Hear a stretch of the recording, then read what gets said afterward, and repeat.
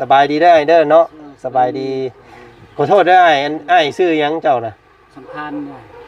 ไอ้สัมพันธ์จักปีได้ไอ้40 ปี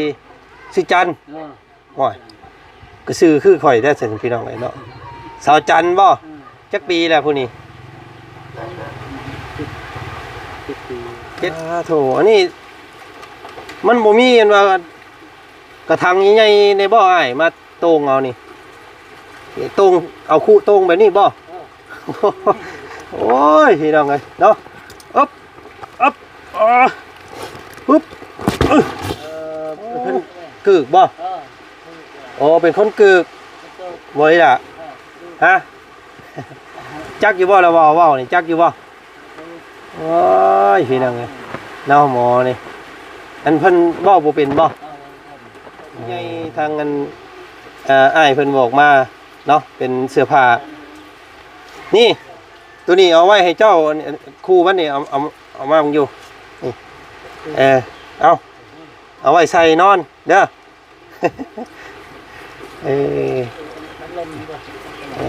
นั่นเสื้ออ้ายไว้ใส่ไปเฮ็ดเวียกเนาะเอาใส่เบิ่งอยู่อ้ายเจ้านั่นเอานุ่งเมื่อนุ่งให้เบิ่งแน่สวมรถโอ้ยจอยบ่ได้พี่น้องเลยเนาะผลิตลูกหลายโพดผลิตลูกหลายโพดจนจอยอ้ายเพิ่นนี่ก็ได้อ้ายยังเกาะลืมเลยอ้ายสัมพันธ์เนาะ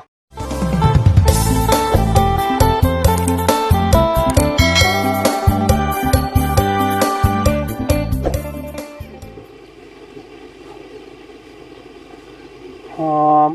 ผักขะแยงแม่นไผนอแกงหน่อไม้โอ้ยพี่น้องไงเนาะอากาศแบบสงบเสงี่ยมอยู่ท่ามกลางธรรมชาติเนาะแบบว่าห่างไกลจากตัวเมืองโบมีเสียงรถเสียงล่างพี่น้องไงเนาะมีแต่เสียงไก่เสียงนกเสียงนูแล้วก็เสียงน้ำโตนตาดผายน้ำล้นพี่น้องไงเนาะถ้าผู้ใดอยากพักอยากพรอยากมาดื่มด่ำธรรมชาติแนะนำเด้อพี่น้องบ้านนี่เนาะถนนหนทางเที่ยวเข้ามาก็ง่ายแล้วก็วิวทิวทัศน์ธรรมชาติสวยงามเป็นหมู่บ้านน้อยๆพี่น้องเลยเนาะบ้านตะนางเด้อเนาะตอนนี้บ่าวจันกะเข้ามาฮอดจอดถึงเนาะเป็นบรรยากาศตอนบ่ายๆพี่น้องเอ้ยฝนก็คือสิตกมื้อนี้เนาะครึ้มฟ้าครึ้มฝนพี่น้องเอ้ย เนาะมาฟังเสียงน้ำตกตาดอยู่หาดนี่แหละพี่น้องเอ้ยนี่ตัวน้ำสายนี่ถือว่าชาวบ้านเพิ่นนี่ใส่อาบสร้างร่างกายแล้วก็ฮดพักฮดหญ้าเนาะบางคู่บางคนเพิ่นก็ดื่มอยู่ทั้งผุดพี่น้องเลยเนาะขุดน้ำสร้างบ่อน้อยๆไว้แล้วก็ดื่มกินเนาะก็อาศัยธรรมชาติเป็นหลักพี่น้องเลยเอาเนาะก่อนอื่น กับทักทายสบายดีพ่อแม่พี่น้องโมเพื่อนเบิดสู่คู่สู่คนเจอกันกับบ่าวจันทร์คือเก่ามื้อนี้เนาะบรรยากาศดีฝนก็คือสิตกมื้อนี้พี่น้องเอ้ยบ่มีฮอดแสงแดดเนาะก็ทางบ่าวจันทร์บุกน้ำลุยป่าเข้ามาหาครอบครัวหนึ่งพี่น้องเลยเนาะเป็นครอบครัวเมดุกดกคกก็เกือบแตกผู้ใหญ่ว่าสันซะเนาะครอบครัวเมลูกเก้า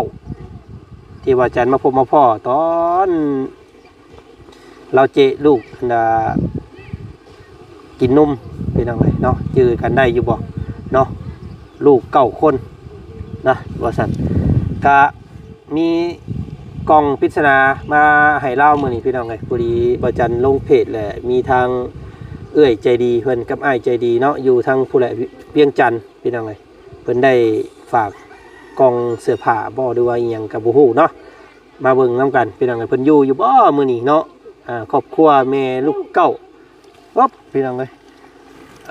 ไปเนาะเข้าไปเยี่ยมไปยามถามข่าวเบิ่งก่อนผู้แหละจอดรถไปพูนพี่น้องเลยเนาะไกล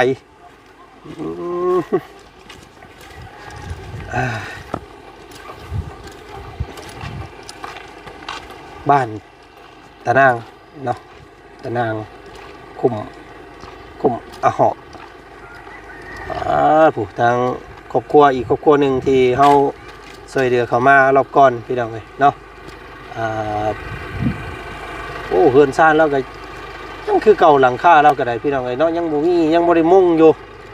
โอ้ยไปสิพี่น้องเข้ามาหาทางครอบครัวนี้ก่อนเนาะเยี่ยมมายามมึงเพิ่นก่อนพี่น้องเพิ่นอยู่ครบกันบ่มื้อนี้เนาะ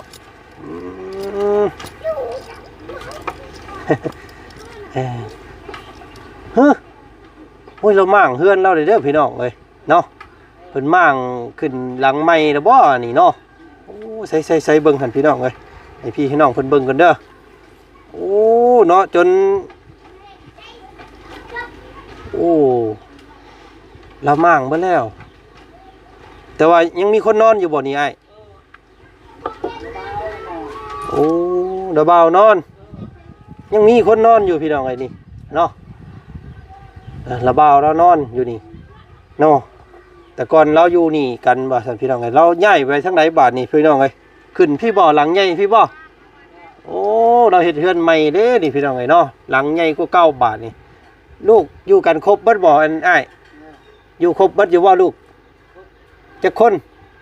ไปให้แล้วผู้อันนั้นผู้หนึงหน้าเศร้าๆนั่นไปให้แล้วอ๋อใส่เอาเอิ้นมานั่งน้ำกันเบิ่งอยู่หันเบิ่งอยู่หันพี่น้องไงเนาะอ๋อใส่ไปเบิดแล้วบ่ลูกเนาะอันนี้ผู้นี้ผู้หนึงอันนี้ผู้หนึงแล้วก็หมอน้อยๆล่างถ้วยผู้หนึงแล้วก็ไผอีกบาทนี่เอิ้นมาอีกอยู่ต้อยล่างต้อยขอเข้ากับจ่ามานั่งระเบาสิมีแนวมาให้ไว้มานั่งพี่มานั่งต้อยล่างตะกู้ตะกู้เลยข้าวเพิ่นกินข้าวเจ้าแล้วข้าวเวทเอานั่งก่อนเนาะอันนี้กับลูกเจ้าบ่อนี่กะเอ้ยอันอีหล่ามานั่งใกล้น้องเจ้าแน่มานั่งพี่ไว้เดี๋ยวบ่าวสิเอาของมาให้ไว้ผู้น้อยๆอันเมียเจ้าเจ๊มื้อนั้นนั่น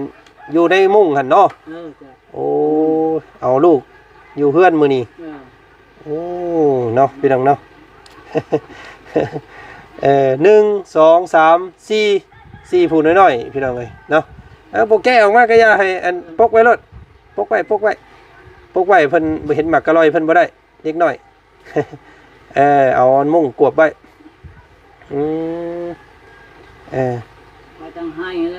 ไปให้แล้วกับแม่หมอนผู้ใหญ่นั่นบ่ผู้เป็นเอื้อยนั่นเนาะพี่น้องเอ้ยยัง1 2 3 4แล้วก็5หมออยู่ในเพิ่นบ่ออกมาพี่ครับออกมากินข้าวให้ระเบ้าเบิ่งแน่ไว้เลือกสิพี่เราต่อยเพิ่นออกมาอยู่ระเบ้ามีขนมให้ไว้เอาแก้วเขาเต้เอาบ่ขนมเอาบ่ตุ่มเลยเนี่ยออกมาเลือกมาจะแก้วเลยนะ1 2 3 4 5ไปให้จักคนไปให้4คนเป็นเก้าเนาะลูกเนาะโอ้ยพี่น้องเอ้ย4คนไปให้คำพ้นบ่เพิ่นมาเอาตะกู้พวกหลานตะกู้สบายดีโยสบายดีแห่นมมือโยนับว่าคุมว่าแล้วศาสตร์บาทนี่เนาะไปให้นั่นผู้หญิงจักคนลูกเจ้านะผู้ชายหนึ่งอันนี้ผู้เป็นพ่อเนาะสบายดีได้เด้อเนาะสบายดีขอโทษได้ไอ้ชื่อยังเจ้านะสัมพันธ์ไอ้สัมพันธ์จักปีได้40 ปีโอ้พี่น้องลูก9 คนโอ้ยเราก็จะจ้อยเบิดเลยพี่น้องไงเนาะเลือดยางเบิดไปน้ำลูกน้ำเต้าเบิดแล้วเนาะอันนี้เฮือนหลังใหม่บ่เพิ่นปลุกเฮือนหลังใหม่บ่นี่เฮ็ดใหม่ตัวพี่น้องเนาะนอนอยู่นี่ก็มีคำมานี่เนาะ โอ้อยู่น้ำกันเบิดบ่อนเก้าคนลูกนะอยู่เพื่อนหลังนี่เลยอืม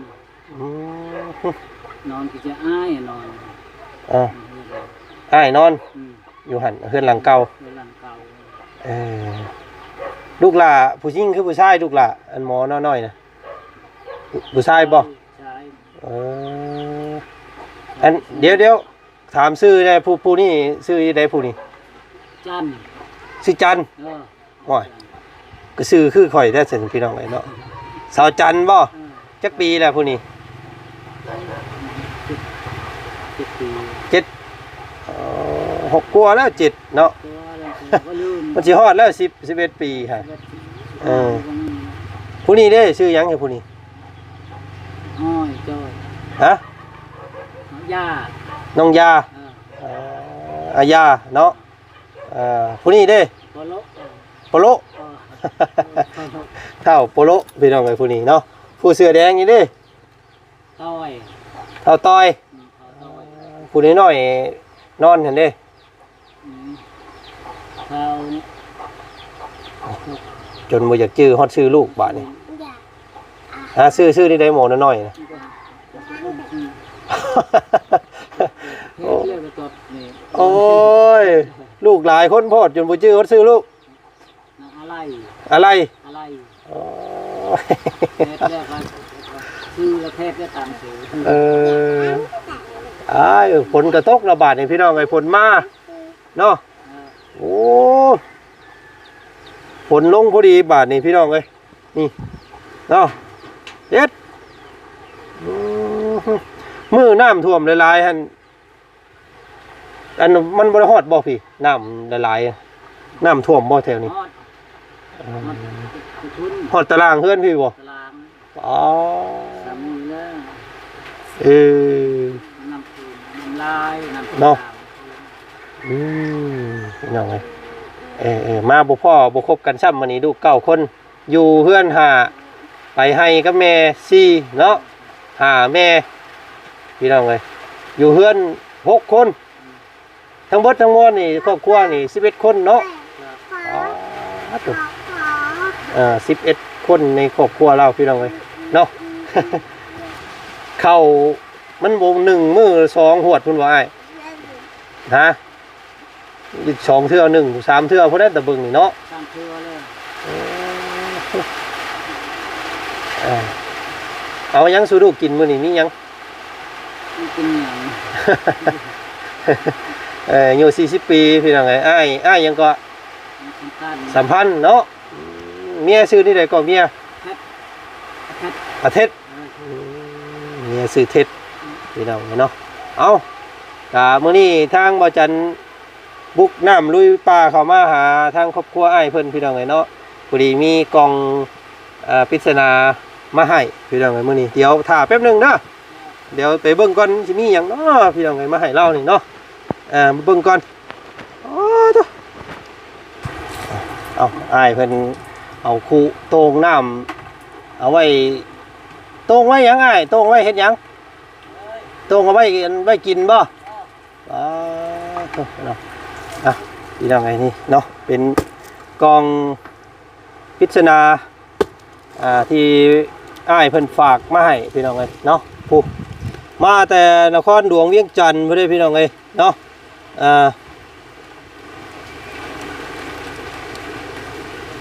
นครหลวงเวียงจันทร์ทางอ้ายเอ้ยใจดีเพิ่นเนาะฝากมาให้พี่น้องมื้อนี้ว่าจันทร์กสิเขามามอบให้ทางครอบครัวเพิ่นเบิ่งก่อนมีแกะเบิ่งก่อนว่ามันสิอีหยังเนาะโอ้น้ำเข้ากล้องกับบาดนี่พี่น้องโถอันนี้มันบ่มีอันว่ากระถางใหญ่ๆในบ่ออ้ายมาโต้งเอานี่โต้งเอาคู่โต้งแบบนี้บ่โอ้ยพี่น้องเนาะอึ๊บปึ๊บ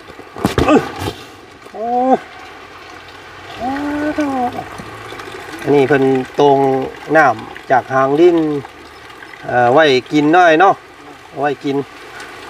บ่หากระถางใหญ่ๆบ่มีบ่คู่ใหญ่ๆถังใหญ่ๆมาตรงอยู่ลุ่มพุ่นบ่มีบ่ โอ้ยเนาะ อันนี้เพิ่นโตงเอาน้ำอันนี้พี่น้องเอ้ยมันเต็มเลยระวังมันเลื่องล่างลงเด้อโยนโนหันโอ้ยคู่แตกเรียบร้อยแล้วเมียให้แล้วแมลงนี่พี่น้องเอ้ยเนาะ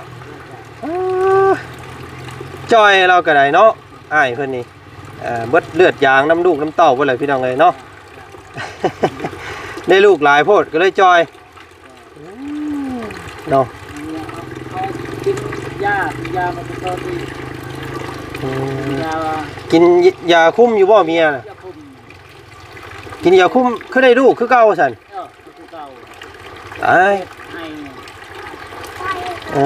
ก็กินยาคุ้มบ่ถึกนะยันกินบ่เป็นยันกินแบบว่ากินแล้วก็กินปะน่ะมันไล่คือเก่าแล้วบอกเนาะ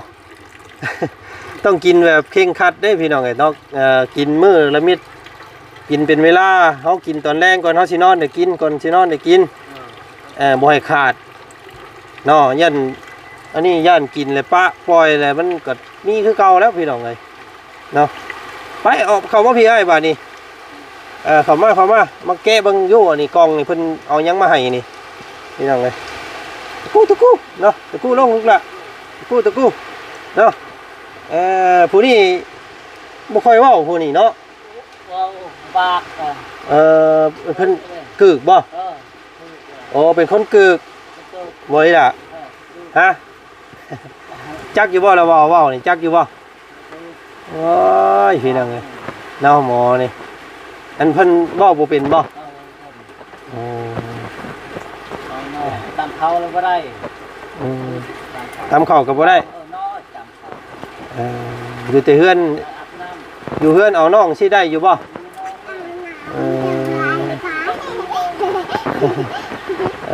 เพิ่นซื้อนี่ใดก็อันนี้ซื้อสาวจันจักอยู่เนาะเอิ้นเฮาเอิ้นนี่เพิ่นก็เข้าใจอยู่เนาะแต่เพิ่นบ่เว้าบ่ได้มีแต่ยิ้มอย่างเดียวบาดนี้พี่น้องเอ้ยเนาะเอามาแก้เบิ่งอยู่อีหล่ะเนาะให้พ่อเจ้าแก้เบิ่งลองแก้เบิ่งอยู่อ้ายเอาเพิ่นฝากมาให้เนาะจักสิมีอีหยังแน่ล่ะพี่น้องเอ้ยเนาะอยู่ในนี่เบิ่งนํกันเนาะนั่งดีๆเวลานั่งดีๆนั่งตะหมาดเจือนั่งงามๆนั่งงามๆโอ้ยเนาะนั่งงามแก้เบิ่งอยู่หั่นพี่น้องเอ้ยเนาะเพิ่นฝากมาให้ครอบครัวแม่ลูกเก้าพี่น้องเอ้ยเนาะอยู่ทางบ้านตะนางพี่แหละอันนี้บ้านตะนางได้เพิ่นเอิ้นเนาะบ้านตะนางแกะเบิ่งมาฮอดจอดถึงแล้วพี่น้องเอ้ยเนาะก็ถ่ายเด็กน้อยบ่ค่อยได้ปานใดมันยันมันเพิ่นปิดคอมเมนต์พี่น้องเอ้ยเอาแกะเบิ่ง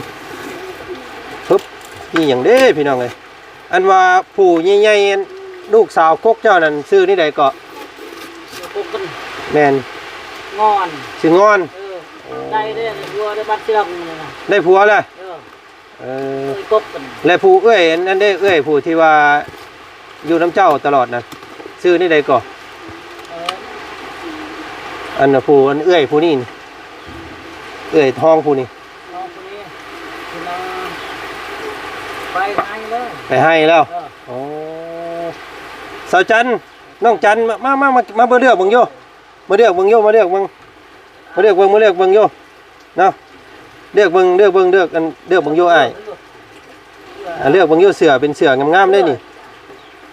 เอาไว้เลี้ยวซาดบาทนี่พี่น้องไงเนาะบ่เลือกบ่กล้าเลือกเลือกเอาเอาไว้ใส่เด้อพี่น้องไงเป็นเสือโอ้มีแต่เสืองามๆเนาะเสื้อผ้านี่พี่น้องไงนี่ส่วนลายเป็นของผู้ใหญ่ทางกันอ้ายเพิ่นบอกมาเนาะเป็นเสื้อผ้านี่ตัวนี้เอาไว้ให้เจ้าคู่มันนี่เอามามึงอยู่นี่เอาไว้ใส่นอนเด้อ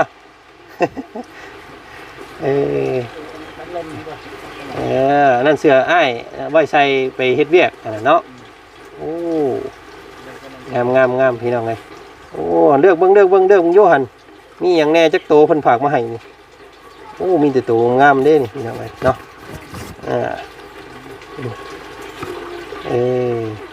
อันนี้ให้พ่อเจ้าอันนี้โตใหญ่ เนาะเอาลื้อออกมาเบิ่งพ่นออกมา มาฮอดเด้อพี่น้องเนาะมาฮอดเทือนของน้องครอบครัวของเมลูกเก่าแล้วเนาะเข้าของที่ฝากมาให้อ้ายใจดีพี่น้องเลยเนาะ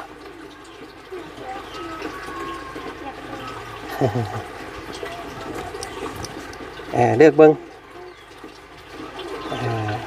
ตัวใดใส่ได้ก็ใส่ตัวใดใส่บ่ได้ก็ให้หมู่เด้อส่วนไหนเด็กเสือเด็กน้อยบ่มีแล้วมีแต่ของผู้ใหญ่เอาไว้ให้พอนี่สาวน้องจันเพิ่นกับน้องอีกคนนึงหั่นเนาะที่ว่าหน้าเพิ่นเศร้าๆนะพี่น้องเอ้ยอันนั้นก็เอาไว้นุ่งงามก็ปัจจัยนี่งามนี่เอาไว้ใส่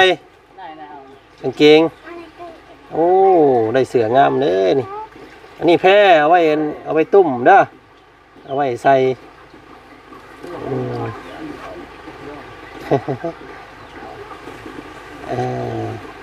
เอาพี่น้องไงเนาะโบครบกันซ้ำมื้อนี้อยู่โบครบเพราะว่าเพิ่นไปให้เนาะเราดูนี่ก็จะดูเฮ็ดเสียหญ้าให้เนาะเสียนางน้อยบอกนางน้อยไปโอ้นางน้อยบ่อันน่ะผู้นึงนั่นนี่ส่งกันเอาไว้ใส่เด้อเอาไว้ให้น้องนางน้อยนำเด้อพี่น้องไงเนาะมีแต่เสื้อผ้าเนาะมื้อนี้เนาะก็บ่มีแนวกินเด้อพี่น้องเด้อบ่มีข้าวต้มขนมเด้อลูกหลานเด้อมีแต่เสื้อผ้าเด้อมีแต่เสื้อผ้าซื่อๆรอบนี้เอาไว้ใส่ปั่นกันใส่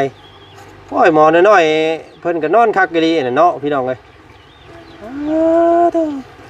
นอนสารเงงอยู่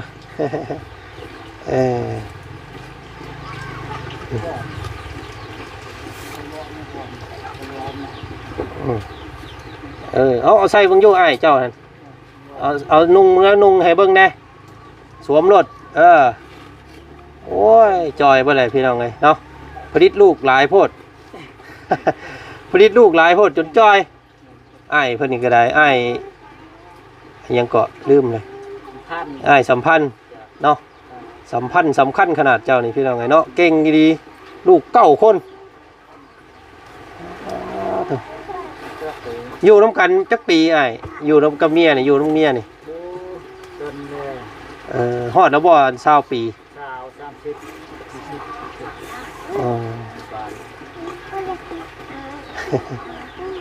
เอาอันนั้นเก็บไว้ใส่เนาะมีแต่ส่งผู้ใหญ่พี่น้องไงมึงอันนี้ไว้ให้เมียใส่อีกโอ้ยเนาะ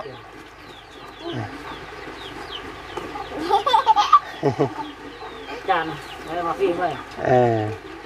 ผู้นี้แบบคล้ายๆคนอันนั้นบทปันไดพี่น้องไงเนาะน้องเพิ่นก็เป็นคนแบบว่าแบบซื่อๆเนี่ยเนาะบ่ค่อยนั่นปันไดเพิ่นมีแต่ให้น้องนางน้อยซะเนาะมีแต่เสือผู้ใหญ่เด็กน้อยบ่มีซ้ำนี่พี่น้องเอ้ยเนาะเอ้าโอเคได้จังเลือกอ้ายได้จังเลือกนั่งลงก่อนเนาะได้จังเลือกเด้อได้จังเลือกใส่พากันนั่งลงก่อนมาขอบใจทางกันผู้ที่เพิ่นผากส่งเสือมาให้แน่นี่เพิ่นนั่งเบิ่งอยู่นี่ขอบใจเพิ่นแน่เด้อขอบใจเพิ่นขอบใจเด้ออ้ายใจดีที่ส่งเสื้อผ้ามาให้ซั่นดอกเนาะ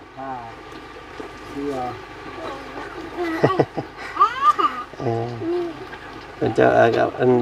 เว้าภาษาลาวก็บ่ค่อยนั่นปานใดเพิ่นยังไงเนาะเพิ่นก็เป็นชนเผ่าลาวเทิงน้อยเนาะเอาให้เพิ่นเลือกเข้าของไปก่อนเดี๋ยวทั้งเบาจันไปป้าก่อนเด้อบัดนี้เด้อเฮาซื้อเบาจันเด้อซื้อคือกันเด้อครับผู้นี้เด้อโอ้ยซื้อน้องจันอันนี้พี่น้องไงเนาะสาวจันกังโกบเอาเลือกปันพี่ปันน้องใส่น้ำเด้อไปป้าก่อนบัดนี้อ้ายโอ้คู่แล้วก็สิเต็มเลยนี่ปลดเอาเด้อนี่เดี๋ยวมันฮักเลยนี่พี่น้องไงเนาะโอ้ยอยู่บ่คบกันซ้ำมื้อนี้เนาะไปป้าแล้วบ๊ายบายอยู่บ๊ายบายบ๊ายบายขอบใจฉันขอบใจนมมืออยู่หมอน้อยนี่ฮู้แน่พี่น้องเนาะโอ้ยเอาเนาะก็โอเคทางบ่จันก็มามอบเก็ต ปริศนาเนาะเป็นเสื้อผ้าอยู่ข้างในพี่น้องไงเมื่อก่อนเราอยู่เพื่อนหลังนี้เนาะแต่ว่าเราต่อเติมเพื่อนออกโอ้หลังใหญ่ได้บาทนี่พี่น้องเลยเนาะอยู่กัน11คนเพื่อนหลังนี้พี่น้องเลยเนาะ19คนลูกเนาะโตจนจอยจนพร้อมหมดเลยพอเราก็ได้พี่น้องเลยเนาะพอดีแต่ลูกเก่งพอดโตจนจอยอ้ายเพิ่นก็ได้อ้าย อ้ายยังลืมซื้อตลอดเนาะเอาเนาะจังได๋ก็ขอบใจขอบคุณทางผู้เพิ่นใจดีเนาะมอบเสื้อผ้ามาให้ทางครอบครัวของแม่ลูกเก้าพี่น้องเลยเนาะก็อยู่พี่แหละมื้อนี้เข้ามาบ้านตานางเด้อเนาะผลย่อยเสื้อหัวพี่น้องเอ้ยมื้อนี้เนาะเอาก็ขอบใจขอบคุณเนาะถ้ามีเสื้อผ้าหน้าแพร่อยากแจกให้ครอบครัวใดอยากให้บ่จันมาแจกจ่ายให้ใครก็ติดต่อทางบ่จันได้พี่น้องเอ้ยเนาะบ่จันยินดีมาแจกจ่ายให้เด้อเนาะมีเสื้อผ้าหน้าแพร่อันที่เฮาบ่ได้ใช้ถือว่ามีประโยชน์ต่อพวกเพิ่นได้เนาะเพราะพวกเพิ่นบ่มีพี่น้องเอ้ยเนาะเอาไปแล้วมื้อนี้สบายดีเบิดสุขสุคนเจอกันใหม่อีกเด้อคลิปหน้าคลิปนี้ไปก่อนสบายดีเด้อ ไปผลพี่น้องเลย